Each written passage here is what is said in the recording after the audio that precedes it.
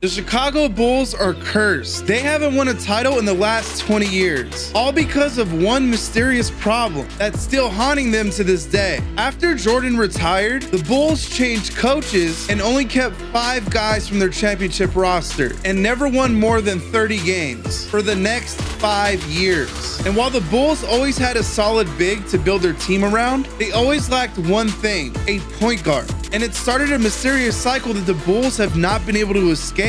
It started in 2002 when they picked arguably one of the best college players ever in Jay Williams with the 2nd pick. The next year, he was in a motorcycle accident that nearly took his life, and it ended his NBA career. And then they tried their luck again in 2003 by drafting Kirk Hinrich. I know he's no LeBron, Wade, or Melo, but before he could even play a single minute, Hinrich had an infection that kept him out a few months. And while Captain Kirk did make the Bulls relevant for a while, he was never a long-term answer. Which brings us to 2008, when they pulled a LeBron and took hometown hero Derrick Rose with the #1 pick. Rose was the biggest superstar the Bulls had since Michael Jordan, and for a while it looked like he could carve the same path as MJ, until April 28, 2012. Rose was never the same and suffered injury after injury, until they finally traded him in 2016. Which finally brings us to 2021, when the Bulls chose to make a splash in free agency and got their point guard of the future. But to nobody's surprise, it happened again. Lonzo Ball's meniscus tear cost him to only play 35 games in the 2021-22 season. In January 2022, he had knee surgery and was expected back in 6 to 8 weeks. But in April, they announced he'd miss the rest of the season, but would be ready by the start of the 22-23 season. That hasn't worked out either. In September, the Bulls announced Ball would miss all of training camp